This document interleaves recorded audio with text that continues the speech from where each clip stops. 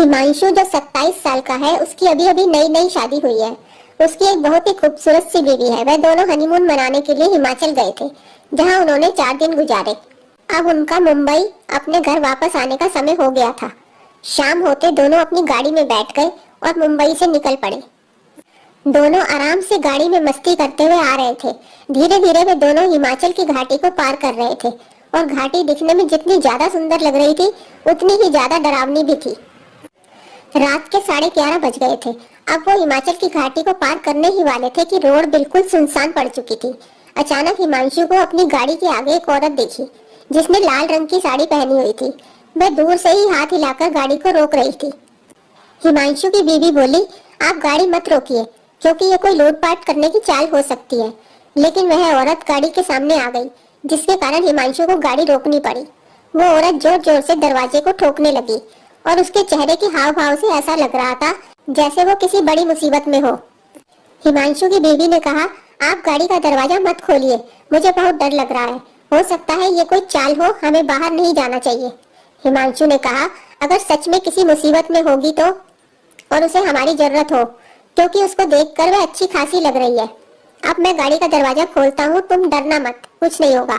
यह बोलते ही हिमांशु ने गाड़ी का दरवाजा खोल दिया और बाहर आ गया। वह औरत घबराते हुए बोली, प्लीज मेरी मदद करो। हिमांशु ने कहा, क्या हुआ, आप इतनी घबराई हुई क्यों हो? वह औरत बोली, मेरी गाड़ी नीचे खाई में गिर गई है, एक पेड़ से टकरा गई है, उसमें मेरी एक छोटी सी बच्ची फंसी हुई है, प्लीज उसको बाहर निकालो, प्लीज मदद कीजिए। यह सुनते ही हिमांशु की बीवी भी बाहर आ गई और तीनों खाई की ओर भागे। उन्होंने देखा कि वह गाड़ी थोड़ी नीचे पेड़ से टकराई हुई है। हिमांशु तुरंत से नीचे की ओर गया। उसने देखा कि पीछे वाली सीट पर एक बच्ची बैठी है जो रो रही है। हिमांशु ने दरवाजा खोलना चाहा, लेकिन वह नहीं खुला। दरवाजा किसी चीज से फंसा हुआ था। बहुत कोशिश की, तब जाकर वह दरवाजा खुला।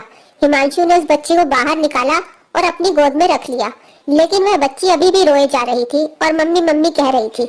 तभी अचानक हिमांशु की नजर आगे वाली ड्राइविंग सीट पर गई, जहां उसे कोई बैठा हुआ लगा। लेकिन आगे वाली गाड़ी का शीशा धुंधला था, तो साफ नजर नहीं आ रहा था। हिमांशु ने कपड़े से उसे साफ किया। फिर उसके बाद जो हिमांशु ने देखा, उसे देखकर उसके पैरों तले जमीन खिसक गई। उसको तो विश्वास ही नहीं हो रहा था। उसने देखा कि आगे वाली सीट पर कोई नहीं बल्कि बच्ची की माँ थी, जो मदद के लिए हिमांशु को बुलाने आई थी। उसने देखा कि वह औरत के माथे से खून निकल रहा है और उसकी मौत हो चुकी है। हिमांशु की पत्नी ने उसकी हालत देखकर तुरंत उसके पास गई और वह भी यह मंजर देखकर हैरान हो गई। यह देखते ही हिमांशु और उसकी पत्नी ने पीछे की ओर देखा, जहां वो औरत खड़ी थी, लेकिन अब वहां कोई भी नहीं था। अब दोनों को समझ में आ गया था कि वह औरत कौन थी। फिर वह दोनों उस बच्ची को अपने साथ ले गए।